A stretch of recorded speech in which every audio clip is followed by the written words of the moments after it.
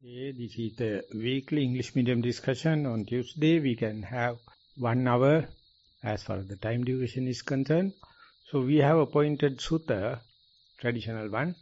Before going to that one, if you have any occasional, circumstantial issues or something to be expressed, anything to be suggested, welcome. If there is no such, we'll go to the sutta. අවසරයි ස්වාමීන් වහන්සේ සංයුක්ත නිකාය පළමුවන පොත් වහන්සේ සතුල්ලපකායික වග්ගය චුල්ලපද්දින්නු සුත්ත නමෝ තස්ස භගවතෝ අරහතෝ සම්මා සම්බුද්දස්ස නමෝ තස්ස භගවතෝ අරහතෝ සම්මා සම්බුද්දස්ස නමෝ තස්ස භගවතෝ අරහතෝ සම්මා සම්බුද්දස්ස චුල්ලපද්ජුන්න දීතු සුත්තං එවං මේ සුතං ඒකං සමයං භගවා වේසාලියං විහෙරති මහා වනේ කූටාගාර ශාලායන් අතකෝ චුල්ල කොකනදා පජ්ජුන්නස්ස දිහිතා අභික්කාන්තාය රත්තියා අභික්කාන්ත වන්නා කේවල කප්පං මහා වනං ඕභාසෙත්වා යේන භගවා තේන උපසංකමි උපසංකමිත්වා භගවන්තං අභිවාදෙත්වා ඒකමන්තං අට්ඨහසි ඒකමන්තං ටිතාකෝ චුල්ල කොකනදා පජ්ජුන්නස්ස දිහිතා භගවතෝ සන්තිකේ ඉමා ගාතායෝ අභාසි මා විසින් මෙසේ අසන ලදී. එක් කලෙක භාග්‍යවතුන් වහන්සේ විසල්පුර සමීපයේ වූ මහවෙනෙහි කූටාගාර ශාලාවෙහි වැඩවසන සේක. එකල පර්ජන්‍යාගේ දුව වූ මනා චවිවර්ණ ඇති චුල්ල කොකනදා තොමෝ රෑ පෙරයම ඉක්ම ගිය කල්හි මුළු මහවනය බබළුවා භාග්‍යවතුන් වහන්සේ වෙත එළඹියාය. එළඹ භාග්‍යවතුන් වහන්සේ වැඳ එකත් පසක සිටියාය. එකත් පසක සිටි පර්ජන්‍යාගේ දුව වූ චුල්ල කොකනදා තොමෝ කෝකනදා දුව වූ චුල්ල කොකනදා තියෙන්නේ ඔකාරයේ ආවොත් හල් කිරීමක් දාන්නේ නැහැ. හල් කිරීමක් හිතට ගන්න ඕනේ. චුල්ල කෝකනදා තොමෝ භාග්‍යවතුන් වහන්සේ සමීපෙහි මේ ගාථා කියූය. ඉදාගතා පජ්ජු පභාව ඉදාගතා විජ්ජු පභා සවන්න කෝකනදා පජ්ජුන්නස්ස දීතා බුද්ධංච ධම්මංච නමස්සමානා ඝාතාචිමා අත්තවති අභාසි පර්ජන්‍යගේ දුව වූ විදුලිය එළිය වැනි පැහැ ඇති කෝකනදා තොමෝ මෙහි අවුය බුදුන්ද දහම්ද වඳිමින් අර්ථවත් වූ මේ ගාථාද කියූය. Masai Swami Nuhanse. This sutta is called Pajjunna's daughter, just like the preceding one. And I begin. Thus have I heard, on one occasion the Blessed One was dwelling at Vesali in the great wood, in the hall with a peaked roof. Then, when the night had advanced, Chulla Kokanada, Pajjunna's daughter, of stunning beauty, illuminating the entire great wood, approached the Blessed One. Having approached, she paid homage to the Blessed One, stood to one side, and recited these verses in the presence of the Blessed One. Here come Kokanada, Pajjunna's daughter, beautiful as the gleam of lightning. Venerating the Buddha and the Dhamma, she spoke these verses full of meaning. So the Kokanada is a deity, female, and she come and pay respect to the Buddha. Rest of the world do not know he is the Buddha. Buddha is there, how to understand. And she knew because she was full of merits. Otherwise Buddha may be living with us, how to recognize. And she come and says, oh Bante, I am Kokanada, I am paying respect to you. I am paying respect to the Dhamma, Sangha. But she knows. Otherwise, Buddha is with us, Dhamma is with us, Sangha is with us, but we are paying respect to the other trivial things. So therefore, even the Buddha is here, understanding is the most important part. Recognition. Even when we are meditating, if you know what is to be mentioned, what is to be reported, indicate who you are. Everyone's meditation is the same. But what you are reporting is, you extract what is the most important part according to your career. Otherwise, you may be just talking about muck. You don't know what to report because you don't know. That is the situation of the beginner. But as we keep on practicing, you must have the theme in the meditation. This is the what I have to mention. So that is not happening in the rational mind. Rational mind is always asking pleasure. It's a pleasure principle. But the meditation is something against the grain. But it is there. Everyone's meditation is there. But they do not know how to pick. Just like coconut knows this is Buddha. And come and pay respect and recognize, Bhante, I am Pajjunaji Dita, Kokanada, I am pay respect to you. And it appear like the glory of the Buddha. No, this is the knowledge of the Kokanada. So therefore, when we are meditating, if you are appreciating what you are doing, definitely the cream will come. But if you are regretting, if you are not satisfied, if you are self-accusation, all the dirty things, all the astringent things, all the sour things will come out.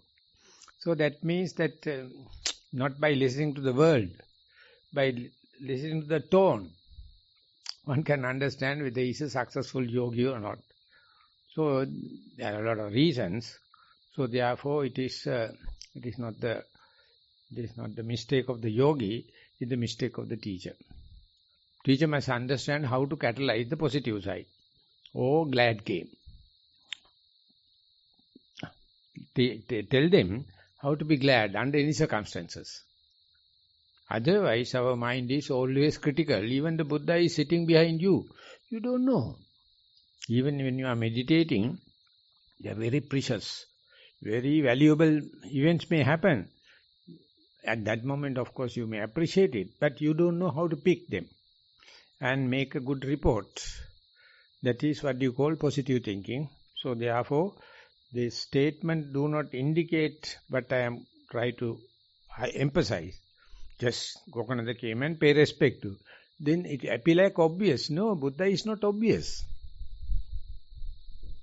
Very difficult to understand. Buddha is buddhi, your knowledge.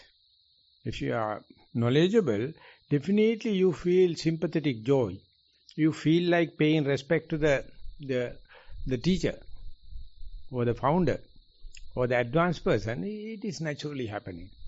So therefore, otherwise, you are doing just a duty-like thing, but it is not a flourishing thing. It is not a natural thing.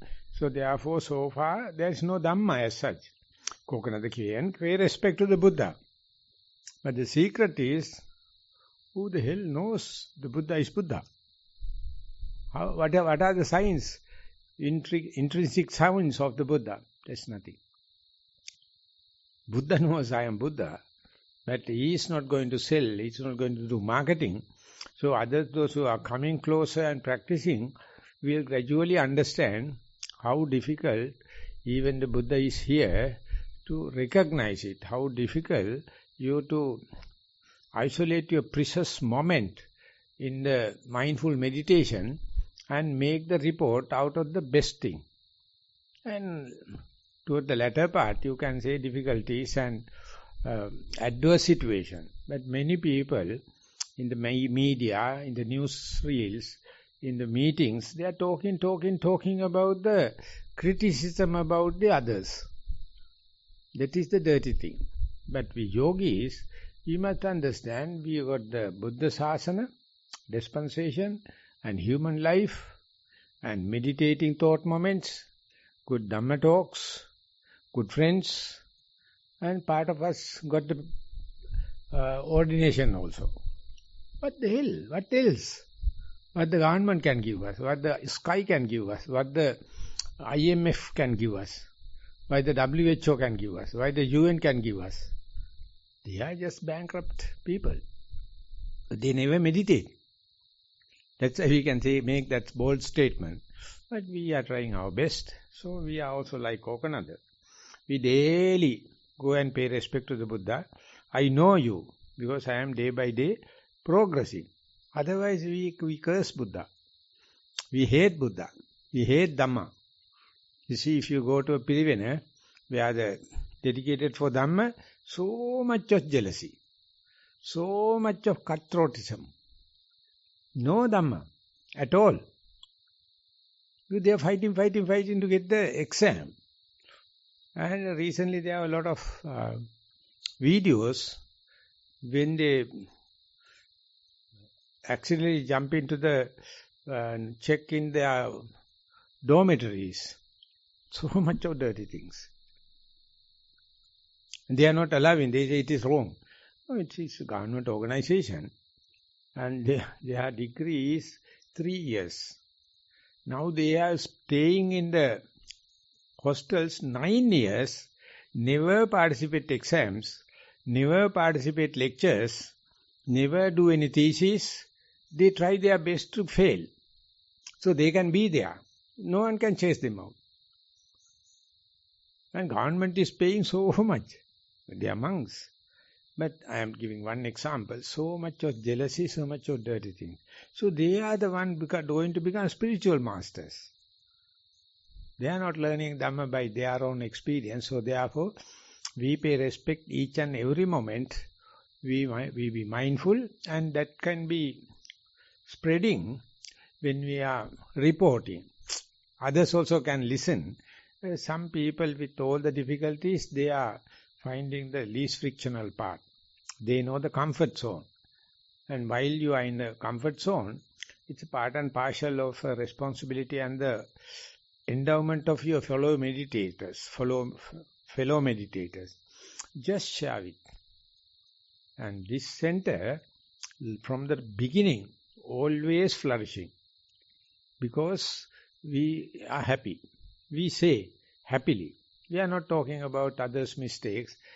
We may, but it is not a destructive criticism. Just constructive criticism. So therefore, Kokonada's coming is quite normal, but it is not normal. Because of understanding this is Buddha. Other people, other devas don't come in the late night and with the low much of light and kind of and pay respect. They don't know. So this is what happened. Even the Buddha come to Sri Lanka even now. Who is going to recognize? So all the statues and others are all artificial. They are not resembling Buddha. Buddha says, I cannot be replicated. So that is what I thought of giving my interpretation. I welcome. If you also have something to be shared with, welcome. Avasarai Swaminatha, when the Bodhisattva Siddhartha Gautama and when he becomes fully enlightened, so when he was walking towards to meet this Paksvaka Mahanu, and middle of the way Buddha meets one person who called Upaka Ajivaka, and then he sees this person is different from his outlook, and then he asks, who are you? And then Buddha himself tell him that I am the Buddha. And then I heard this guy, this Upaka Ajivaka was smiling in a funny way, and it says that he was nodding his face and make some waves on his forehead and sort of something like that. And then the other point what I heard, one of the retreat had in Australia by this Australian teacher was somehow the question arise. One of the person yogi raised a question. He asked that from a chit, and the question was, is that true? The Buddha was born in Sri Lanka, and Ajahn Brahmansa Thero, and then Brahmansa Thero read the little chit. And he said, he smiled and he says, no, that's lie. Buddha was born in Australia. And then, then that's the question. So you are the Buddha. So otherwise, as far as you attribute Buddha to the others, so you have the time, space and fixation. You try to become Buddha. So then Buddha is in Australia. So therefore, present day, that kind of illumination is happening everywhere in the world. So our discussion also to catalyze it. Otherwise we are reading the normal traditional books and they are carrying the message, but a lot of muck. But we have to practice and see, justify what is available. It is not enough, we have to share it with. So in the Nissarana, it was very difficult to start a discussion. No one was happy. They say it's a wastage of time and people may ask unwanted questions. So I became a monk because of the discussion. In Ilambe, daily we from 7:30 onward, 10 o'clock, we have a kaivaru discussion. So I found that everyone's question is the same. Otherwise, I thought I am a very inferior, I have done a lot of bad things and kind of, everyone is the same. So then, no teacher, no students, we are all colleagues. So that is what I just wanted to create in Nissarana. But now we have at least 4 or 5 discussions in Sinhala and English and also, and other people from the Zoom also connecting. So it is not confident, no private. It's an open discussion, so that whatever we are telling, subject to criticism, we are welcome. Before we proceed, Bhante, don't let anyone fool you. The Buddha was born in Kenya. Kenya, yes. Yes. Buddha is a Kalu Amdru. Sansasara, we have 2 more verses. Bahunapi ko nang vibajeyang pariyayena tadiso dhammo sankitta mattang lapaissami yavatame manasa pariyattang. ඒ ස්වල්ප වූද ධර්මය බොහෝ ක්‍රමයෙන්දු බෙදන්නෙමි. ඒ ධර්මය එබඳුය. මවිසින් සිතින් යම්තාක් පුහුණු කරන ලද්දේද ඒ හැම නොකියා සංක්ෂේප මාත්‍රයක් කියන්නෙමි. පාපන්න කෛරා වචසා මනසා කායේනවා කිංචන සබ්බලෝකේ කාමේ පහාය සතිමා සම්පජානෝ දුක්ඛං න සේවේත අනත්ත සංහිතන්ති. වචනයෙන් හෝ සිතින් හෝ කයින් හෝ මුළු ලොව කිසි පවක් නොකරන්නේය. සිහි ඇත්තේ මනා නුවණින් දන්නේ කාමයන් හැරපියා අනර්ථයෙන් යුක්ත වූ දුක නොසෙවුනේයි. So Swaminathan said the last 2 verses. Though the Dhamma is of such a nature that I might analyze it in many ways, I will state its meaning briefly to the extent I have learnt it by heart. One should do no evil in all the world, not by speech, mind, or body. Having abandoned sense pleasures, mindful and clearly comprehending, one should not pursue a course that is painful and harmful. That's the end of the sutta. So that is the Buddha. That is the Dhamma. She is practicing, I am practicing. So therefore she can see who is the forerunner, who is the given the guidance and the catalytic effect. So she finds the Buddha is such a precious. As far as we are not mindful, we are not clear, comprehensive, we are not disturbing others, and we are doing physical, verbal, mental chatter, distractions, so we can't see the Buddha. Even the Buddha is within or without. Only thing is, amidst of all the physical, verbal, mental chattering, there are some thought moments. Buddha nature. Buddha talk only about them. Don't talk about the physical, verbal, mental distracted event. That means you are doing with the dirty mind. You are not with the glad mind. You are always entertaining some kind of a hatred. So that creates physical, mental health, ill health, as well as you are creating a bad smell by talking and working with the dirty mind. And even the animals can see it. Even the plants can see it. Leave aside the human. So you must have emotional intelligence. Why I am working like this? Why I am talking like that? Why I am thinking like that? And then it becomes Dhamma. Otherwise you will attribute it is because that, this and he and this. All the kind of thing, that is all due to the wrong calculation, wrong ditti or viewpoint. So therefore these things we must express. Such a thing happened, I have my interpretation. I thought it is done by he or she or this and that. So that is, I knew it is not correct.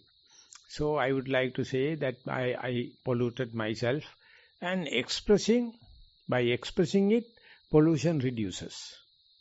By apologizing, by expressing. Don't keep it private and confidential. Private and confidential, everything is filthy, dirty. But if you express it, that is why we invite the discussion, whereby we try to share our good and bad without discrimination. So many people may think we are wasting time. No, we are just expressing. So that is why book is there. So I would like to listen to your own views and ideas. Then only the discussion will be more engaged. Alhamdulillah. Swamin Wahanse, here Chula Kokanada says one should do no evil in all the world, not by speech, mind or body.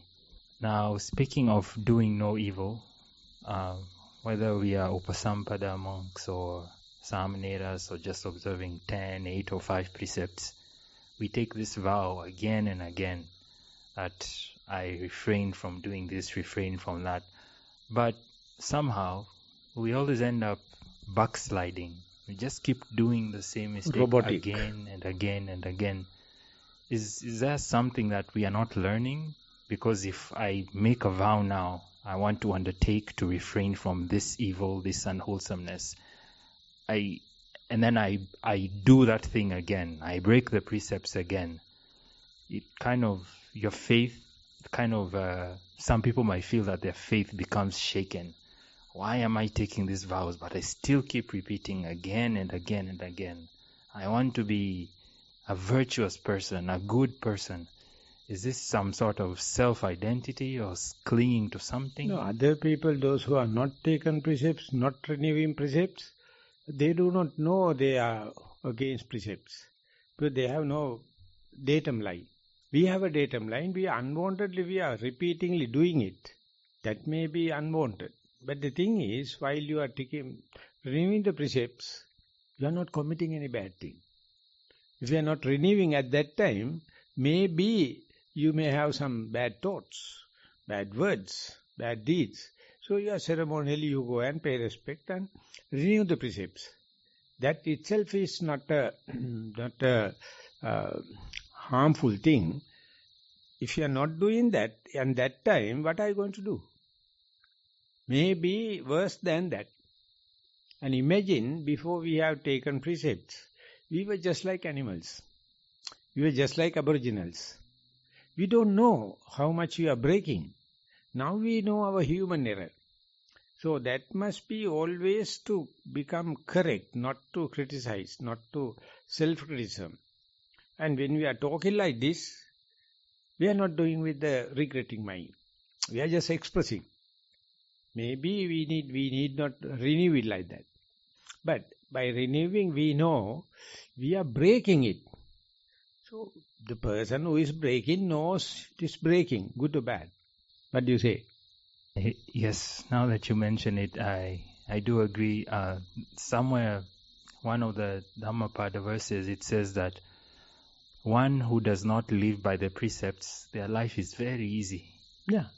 But one who lives by the precepts, always trying to purify themselves, life is very difficult. Because that your one part of you is critical about the other part of yourself. So you know it, contradiction. That's what you call friction. That's what you call kilesas.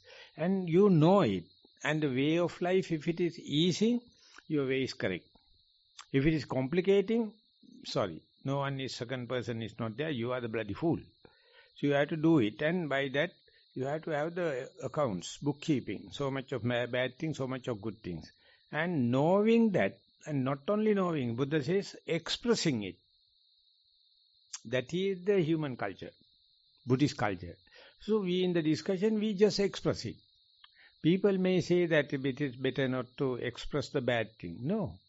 By expressing the bad thing, its badness is reducing. The best example is any dirty thing.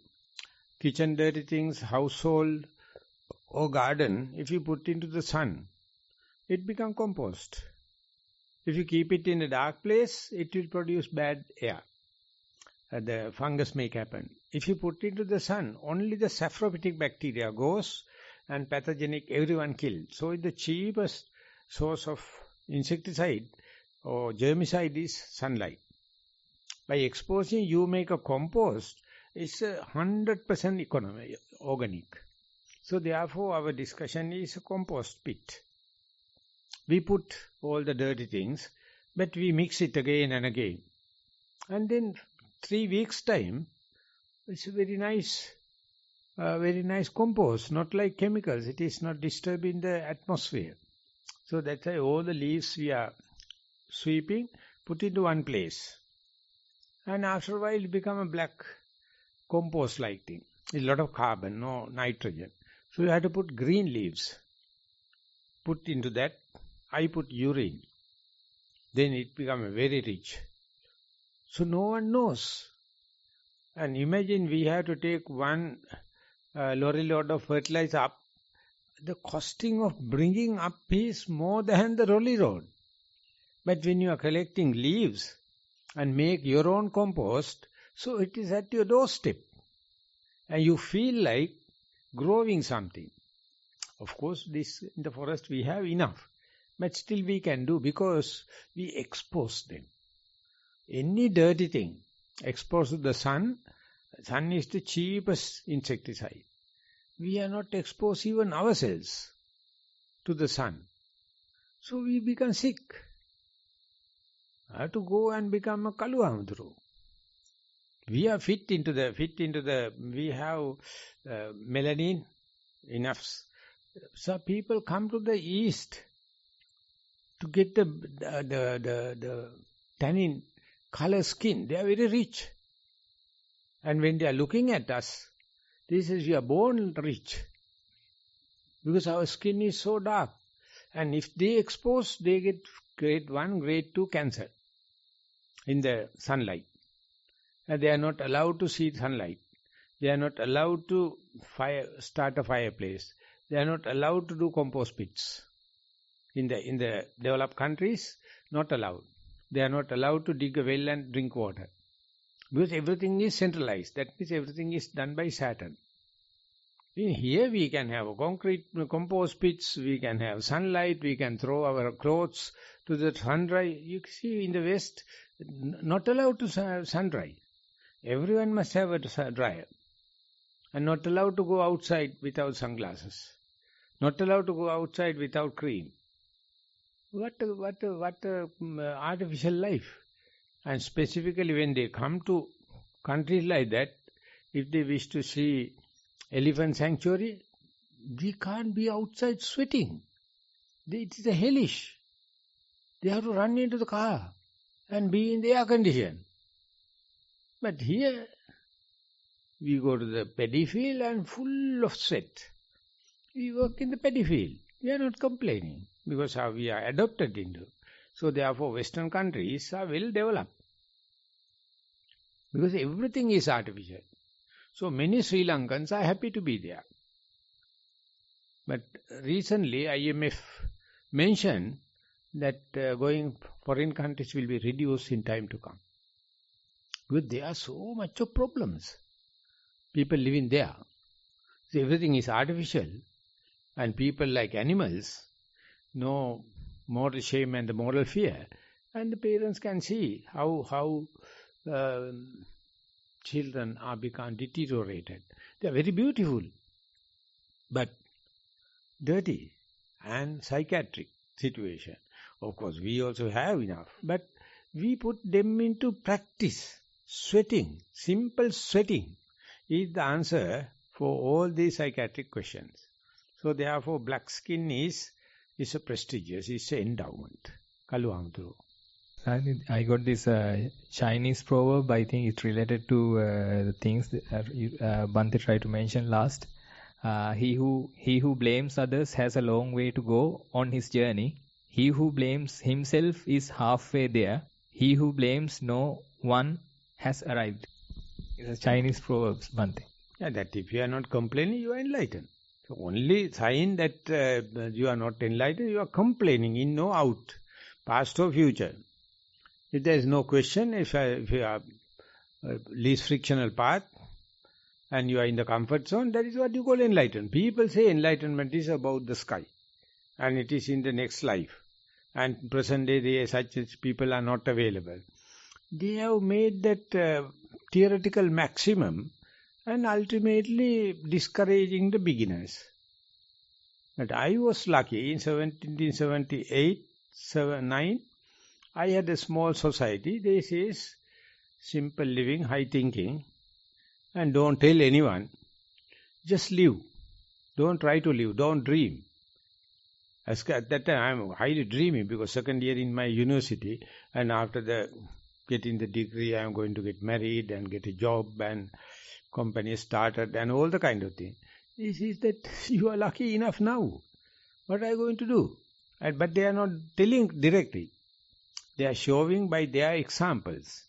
They are highly educated people and simple living. So high thinking. And I found it is like a Brahma world. I have the easy access twice a week and go and be with them. I am highly qualified because I am always doing bad things. I mean, purposefully. But they don't care. They are happy that I am a young person is coming and I met that professor after 40 years.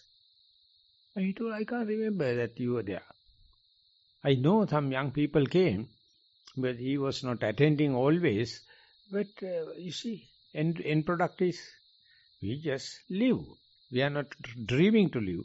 We are not fascinated, fantasizing, just living. That means enlightened. So these thought movements are full in our life.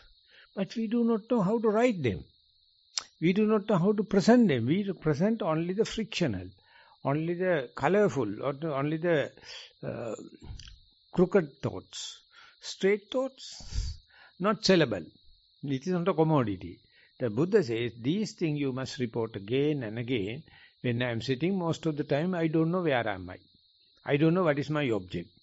I don't know who am I. Enlightened. But you have a fear. That is called fear of freedom. You are hellish fear for freedom. So therefore asking question or putting question to others, and that is how we have been taught. That is utterly due to education. Otherwise, people will mind their own business and they live up to their own. Now everyone is going to Colombo, everyone is going to the classroom, 35 minutes in the 35 children and one subject. What the hell? Otherwise they would have been playing in the forest. Kudalamo kalavadila, kalekole geval tanala. The children go into the forest and make small huts. Playing. Now they are living in the story building, condominiums, and they are like broiler chicken. Put into the cage, after 3 months cut and put another batch. Sorry. Our monk's life is not that. We try to live this life, not trying to live, not dreaming to live. That means you say that most of the time my mind is aimless. I call disorganized. I have no pattern, no formula. And it is called flux. This is the turning point.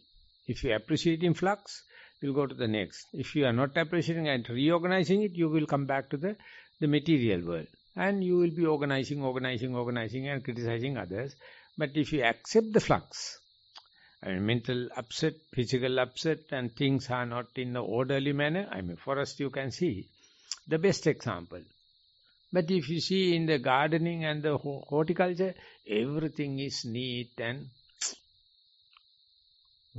One day the Zen master, he was going to his disciples' monastery, and it's well clean and everything, and appear like no leaves are falling. So he next day went early in the morning, and he found that his disciple is coming. Even the fallen leaves, he organized. Remove something and make it like a very natural.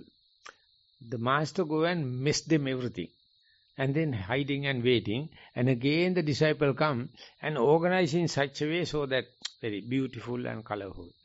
And he go and shake the trees. And leaves are falling everywhere. And disciple is coming. He says, what are you doing? You are making it beautiful for others. Your mind is dirty. That is why you are making it beautiful. I am the person made it dirty. Just to give you a lesson. So, present day children are robotic. They are working in a very straight, systematic and calculated manner. So, Mara is always behind you. When there is no object, you are in the enlightenment moment, the Mara cannot schedule. He can't predict. He do not know what you are going to do next. So that is the way we are living. Up to the age 6, that was the life. We had no proper time for eating, for proper time for toilets, and proper time for clothing, proper time for beautification. Nothing. But mother take care. We are beautiful. Now always proportionate, always systematic, always... I feel they are mentally upset. These people are mentally upset. They are not living. They are always thinking. They are always trying to live. There has to be perfection. And that is called utopia. In Roman presentation, so present day artificial intelligence, robotic, everything is utopian. No human error. Dirty. It's boring. If you go, everything is working in a systematic way, unhuman. Everything is done, but no life. Simply. So we were living, that means no hope, no criticism. I says no complaint, no demand. If you have no complaint and no demand, enlighten. If you have any demand or any complaint, that means your mind is dirty. Mind is defiled. Tell someone, I had such a demand, I have such a criticism, I just want to express it. It may be sometime fulfilled, otherwise he will say, mind your own business, what the hell, you are a lucky person, why you are still having some demands and complaints? See other people, they are deprived, they have nothing, but you have everything, still you have complaint. Give up that. Or sometimes by expressing it will be fulfilled. So I am having that kind of a lucky now. If I think anything now, and next moment it will be fulfilled. At least the lost things are found. So it appears like a sweep. Because everything is here, nothing lacking. Only thing is they are hiding here and there because I have misplaced, because I am a messy person. I am very happy with that mess. But when I was running the stores, it was kept completely clean. I had one another monk, everything is listed. I know this much we need for a week, we have this much is too much. So anyone is asking something, I can say these things are excess. If the office is asking anything, the Dayaka is asking, this is the list. I know everything what is happening. So one German monk was there that your room is utter mess. But if you go to the stores, you kept it. I told Lokamata told me, it is not your property, it is Sangha property. So I have to do the dutiful way and beautiful way. My room is mine. No harm. No one can find fault with me. But all the time when I am going here and there, I find something. It's like something earned. So I think I have done enough merit in the past. So by telling that I need this one or tell someone, they do complete utmost because of the respect, and they are dutiful. But I am not beautiful, I am not dutiful. Alvamto, are you angry with me? Yes, a little bit, because I see myself in what you are describing. Sometimes when I'm doing my duties, I find something has been misplaced. I feel like, why has someone put this here? We usually put this here every day. So now see the defilements, they start coming up. You want things to be this way. You're strict, your mind is rigid, it's not malleable. So yeah, I'm angry for being called out. Yeah, I in my place, no proper items in the proper place. Everything is everywhere. In our chemistry lab, there was saying, "Hama baduwakata nisi tanakut, hama nisi tanata baduwakut tata." Each and every item in the test tube have a proper place. Each and every place have a property. So at the end of the lab work, everyone has to replace them. And lab boy also there is to take care about. Because test tube and the, everything has a proper place to keep. Otherwise, misplaced. And if you put sodium in the water, problem. You have to put in kerosene oil. Otherwise, it will burn. And if you keep the alcohol bottle open, it will rectify. So everything must be there. So it's like a high tension wire. Physics lab is not so dangerous, but the chemistry lab. Every each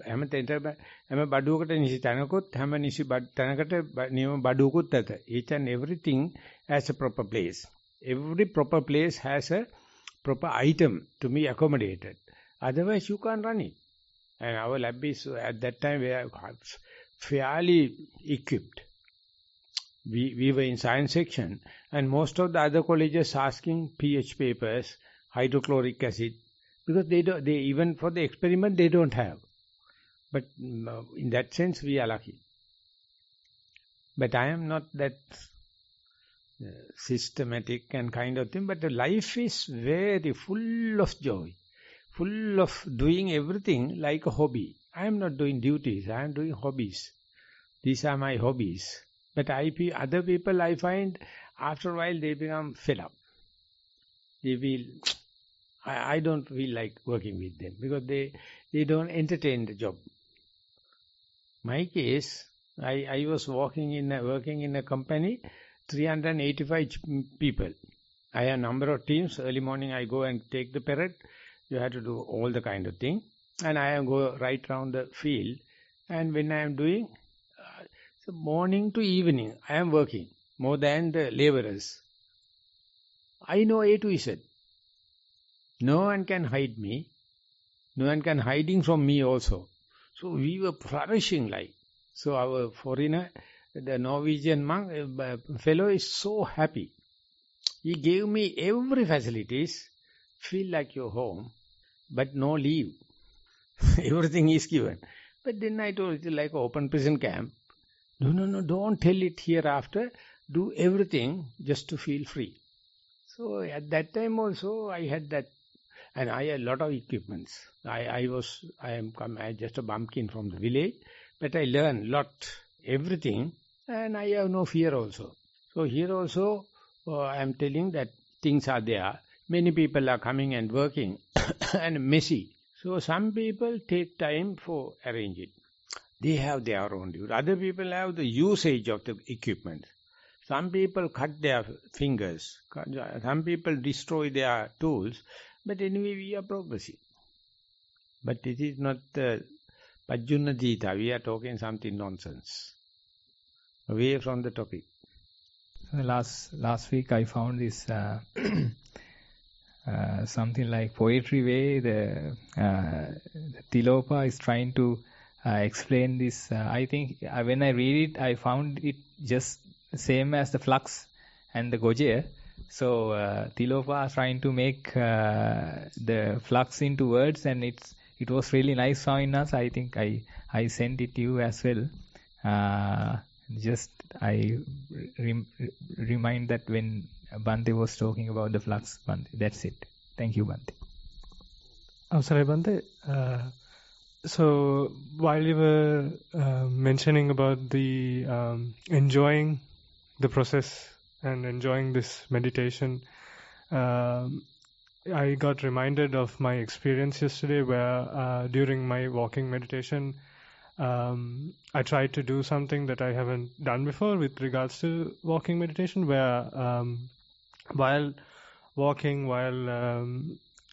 saying to myself the left foot, right foot, and trying to be mindful of that situation, I started to focus on the pain that I was feeling in the soles of my foot with regards to the different debris. And it's sort of, I don't know if this was the right thing to do, but I started thinking about suffering and pain and how it is constantly there and constantly changing.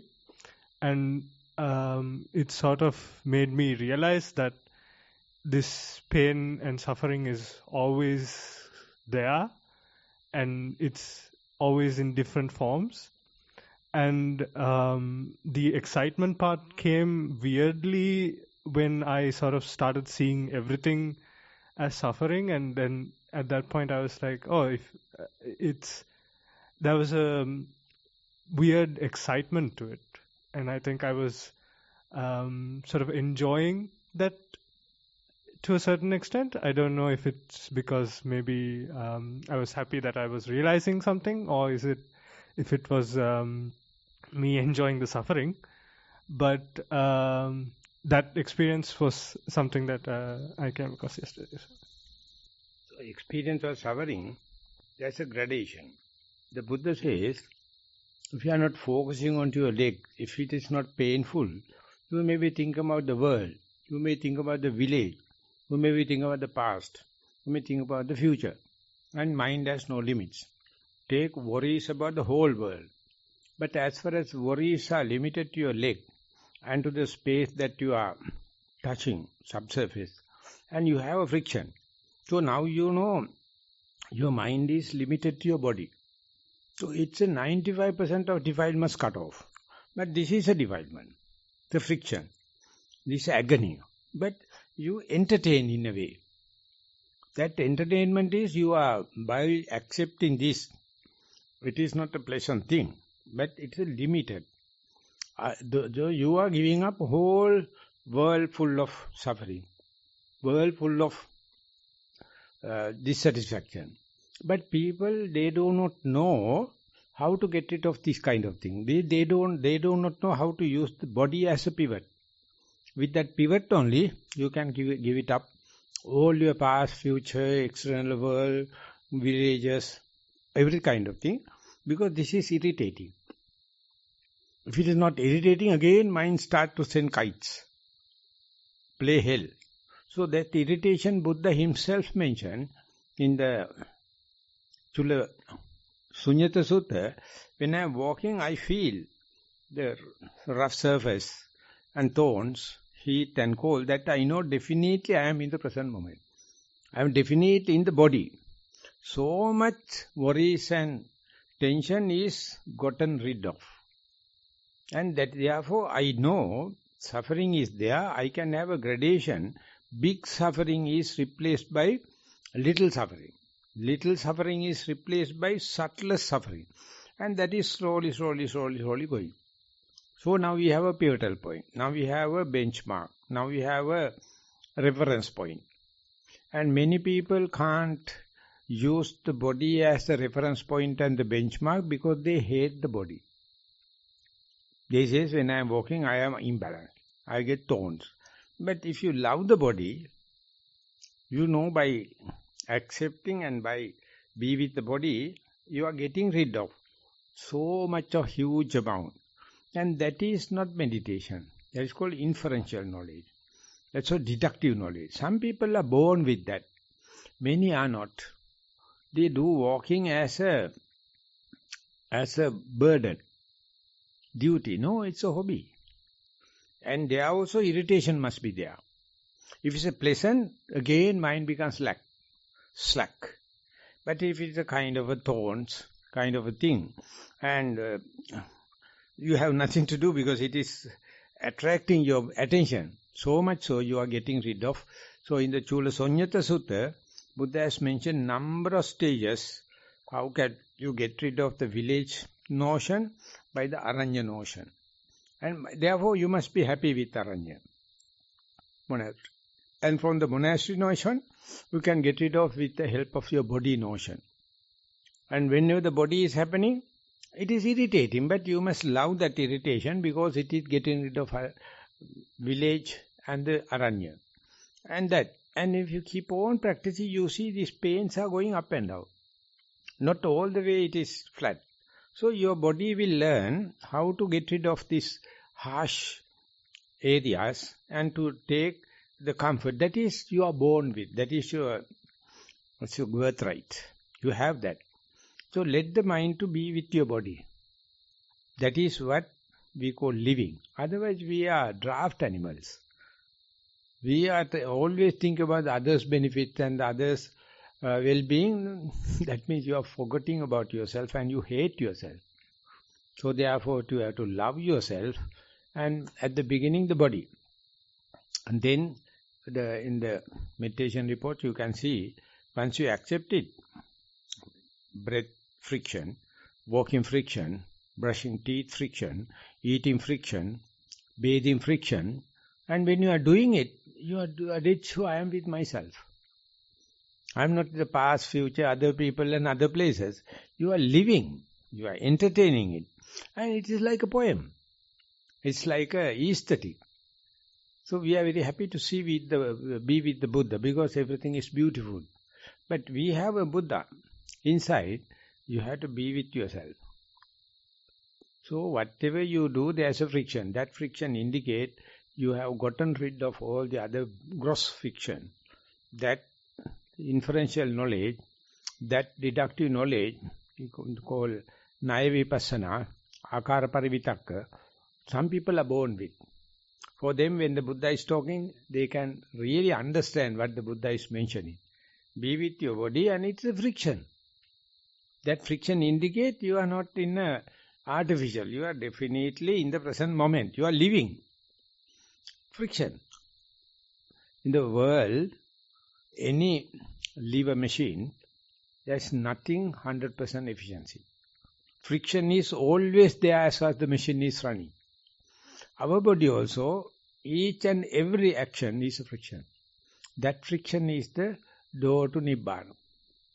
You have to calculate in a way, here, now, I am. Not there, not future and past, not other people. Then you are enlightened. About 5 minutes more. Are we looking forward to end the sutta or end the discussion? I personally don't have any further comments. No comments. Yesterday I read this Sonadanda Sutra, and it in halfway the Buddha was asking about his how to become away from defilements or something, and then the Sonadanda was telling about 5 things, and then he was telling one by one he's taking away, and then the last one he's mentioning the sila and prajna, and then he says one who protect the morality, he's raising the jnana, and one who's raising jnana from the other side, raising the sila, the morality. And the example he says, likewise, someone who wash his feet, he use his left feet to wash his right feet, and the other way around. So, and when I was reading that, it came to my mind that when we go somewhere to do satipasala, and we never give any precepts, morality, but we give seed of mindfulness. So it hits my mind that by practicing the seed of mindfulness, the morality also arising. That was so amazing when I was reading this sutta. Not only the teacher, even the facilitator. When he was trying to define mindfulness and give it to someone, they become naturally disciplined. And Piradini group, when they go to the corporate sector, Sri Lanka Samupakara, and after that they have asked, was it worthwhile that our coming to Satipathala? Then they have mentioned, when you are coming into the audience, we knew you are mindful. So that made us also mindful. Can you remember our response? We are very happy. Because when the mindfulness happened, discipline is naturally happening. But people was trying to have a whack and a rope, a rod, and to whack the fellow to make them mindful, make them disciplined. That is what happening in the prisons. But now in the prisons, we are giving mindfulness. And they say earlier we were hating the jail guards, but now we know they are human. They are doing a job. So they say, please forgive me, us, because we were considered you as mercenaries. Now we consider as the human being. So therefore, don't worry about the panya, don't worry about the sila, just be mindful. And everything is come into the proper balance. And that I have experienced about 50 years, at least 40 years. So I can share. I have nothing to worry about this, depending on something. And I was so undisciplined person. I was so failure in the education. Now you see, my batchmates are all either retired or dead. I am just learning. I am just a beginner.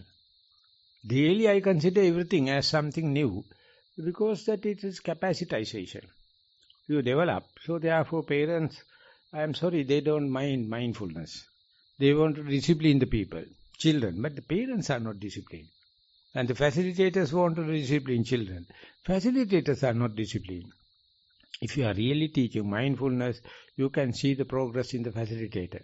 So therefore, when you are teaching only, you learn the balance between sila and panya. Enough. Because we have to go to the Pindapat. Thank you very much for the participation. And we are going to wind up. Asai Swaminathan, for all the merits we have accrued in this discussion, we would like to share them with our teachers, our parents, all deities and all beings, large or small, gross or subtle, far or near, seen and unseen. May all celestial beings protect this Dhamma exposition and the Buddha Sasana for a long time, and may the seeds of Dhamma that we have received continue growing, producing path, fruition and Nibbana. I invite everyone to join in the recitation of the traditional Pali verses for the sharing of merits.